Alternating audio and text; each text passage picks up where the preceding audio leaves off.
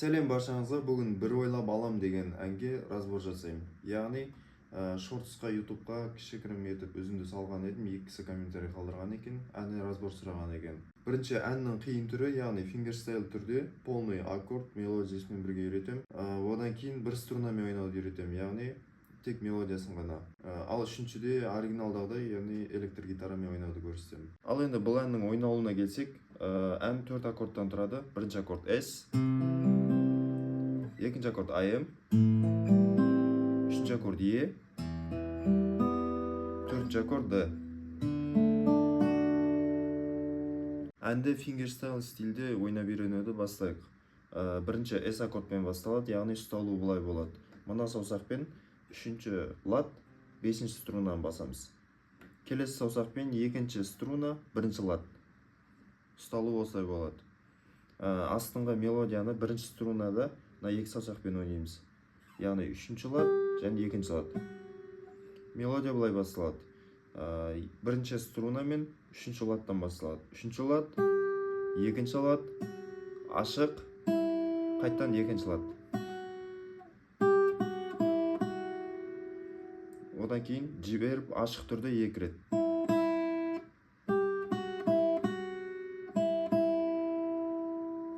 Бұны мына ойналған саусақта мына саусақпен ойнаймыз бірінші струнаны. Өйткені қалған саусақтар үстіңгі струналарға жауап береді. Негізі мен бұны былай ойнаймын. Яғни үшінші струнаны тартып, мынаны өзін шертеміз. Мынаны басып тұрып.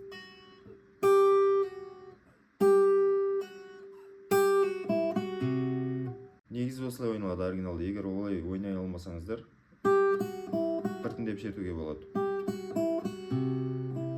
Яғни 3, 2, ашық, қайттан 2-ні ойнағаннан кейін мына бас струна ойналады. 5-ші струна мына саусақпен. Одан кейін ашық 2 рет ойналады. Бұл жерде де сондай нені қолдануға болады. Яғни екінші струнаны тартып, мына саусақпен шертуге. Ары қарай ойналатын аккорды. Мелодияны ойнап болғаннан кейін мына саусақ өзінің аккордтағы орнына көшеді. Яғни 4-ші струна екінші ладқа.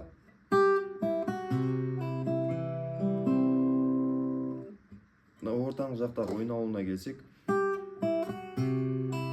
деп ойналғаннан кейін орнына келеді. Мына жақта 4-ші ладты ойнаймыз. Сәл стоп болады. Одан кейін 3, 2, қайттан 3.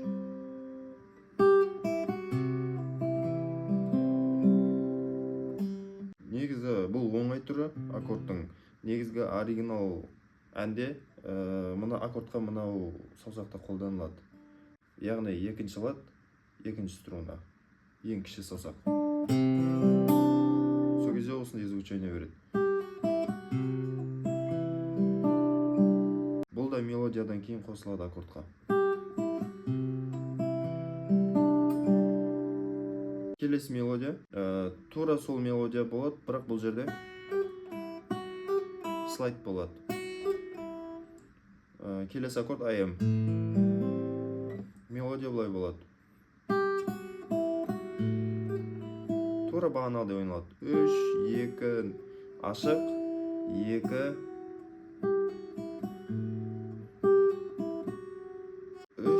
2, ашық, 2 ойналғаннан кейін мынау бас струна ойналады. Яғни 5-ші струна. Осыдан кейін слайд болады. 2-ден 3-ке сырғытып, қайтып 2-ге қайтады.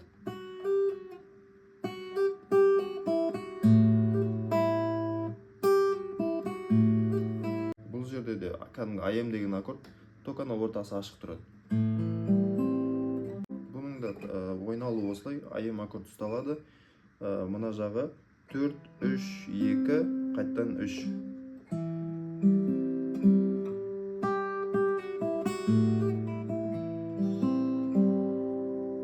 Ары қарай жалғастыратын болсақ, яғни бірінші струна үшінші лад, бірінші струна бесінші ладқа қарай. Слайд. 3-тен 5-ке қарай, 7-ні 2 рет.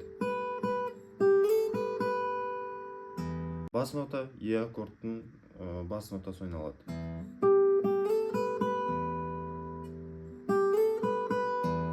Бас нота ойналғаннан кейін аккордқа көшеміз. Аккордтың ұсталуы осылай болады. Яғни баре бауында жартылай баре. Төртінші, үшінші, екінші, бірінші струна ұсталады. 7-ші ладтан. Оған осылай мына саусақтар қосылады. Екінші струна 8-ші лад. Төртінші струна 9-ші лад.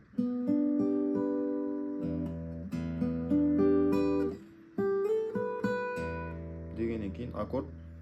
Бұл жерде керісінше бас нота ойналғаннан кейін 4, 2, 3, 4, 1.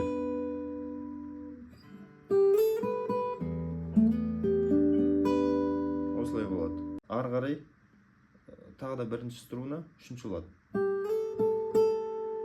Яғни слайд тартамыз, слайд 2 рет тартылады. Бұл жерде D деген аккорд. Яғни бас нотасы 4-ші струна ашық. Кәдімгі D'ның ұсталуы тек былай ұсталады баремен. Бірінші саусақпен екінші ладтан баре ұстаймыз 3 струна, 1, 2, 3 струнаға. Келесі мына саусақпен 3-ші лад 2-ші струнадан. Мынау кіші саусақ мелодияда тұрады.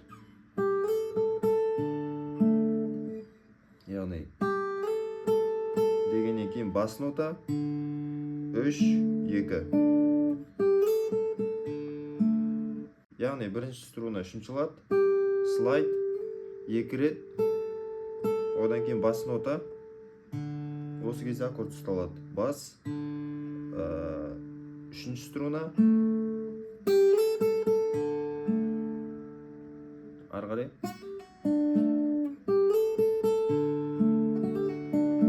Яғни бас нота 3-ші струна ойналғаннан кейін осылай болады. Мынау кіші саусақ жіберіледі мелодиядан. Бұл жерде былай ойналады.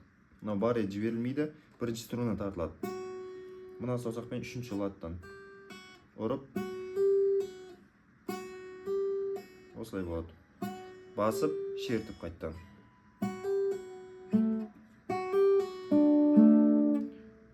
Бірді осылай тартқаннан кейін екінші струна, қайттан 3-ші струна.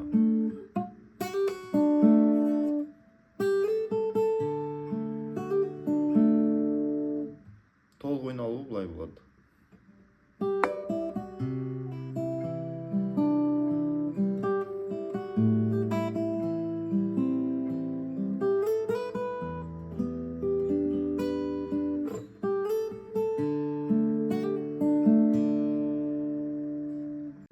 Әрине бұны ойнағаннан кейін бірден дәл осылай естілмеуі мүмкін.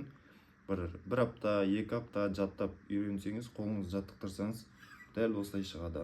Енді бұның оңай түрін үйретсек, тек бір струнамен тартылады.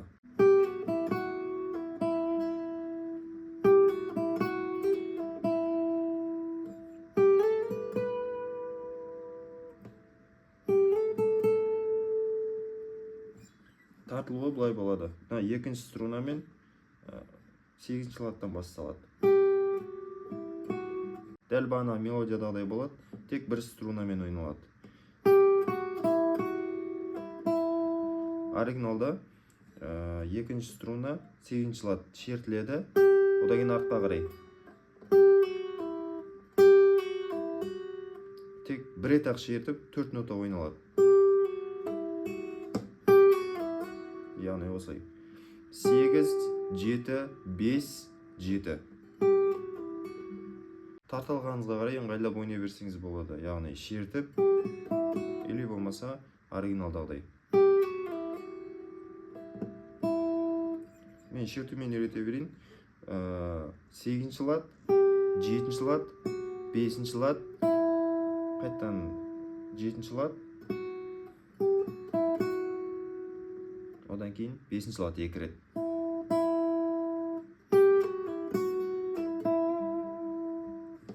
ары қарай тура осы қайталанады, бірақ мына жерде слайд қосылады.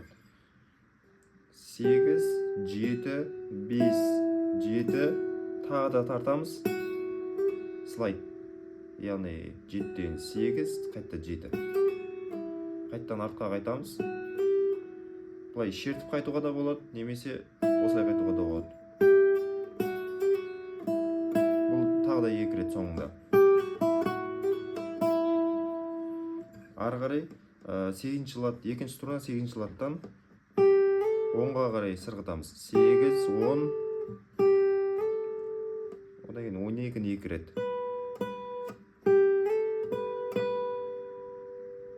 Ары қарай тура осы 8-ден 10-ға қарай сырғатамыз слайдпен.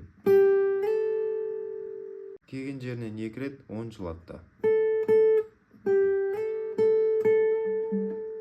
Толық тартылуы бұлай болады.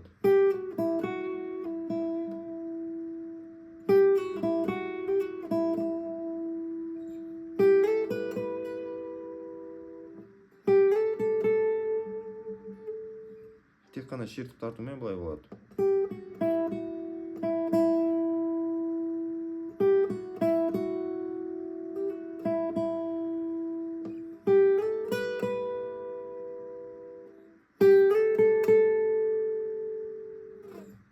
Электр гитарада ойнауды көрсетейін. Бұл жерде оригинал звучание беру үшін дәл әннің өзіндегідей 3-ші струнамен ойналады. Бағана акустикалық гитарада 2-ші струнамен ойналған еді, бұл жол 3-ші струнамен ойналады. Бірінші бір ойнап көрсетейін.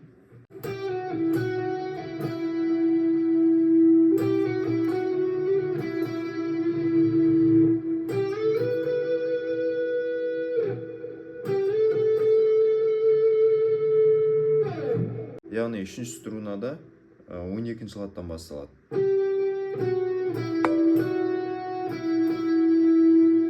12, 11, 10, 11, 10.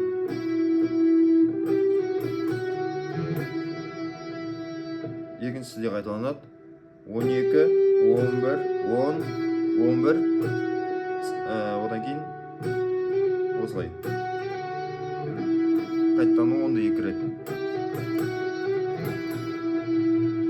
Ары қарай 12-ден 14-ге слайд.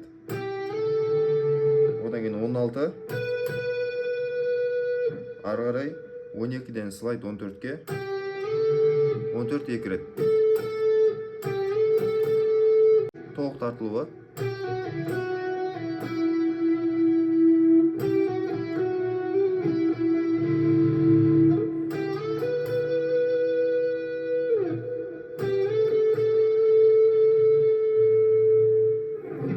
Бүгінге осы. Арнаға жазылыңыздар, және де комментарийға келесі видеода қандай ән үйренгілеріңіз келеді, немесе кез келген мелодия комментарийға қалдырыңыздар, келесі видеодан көре аласыздар.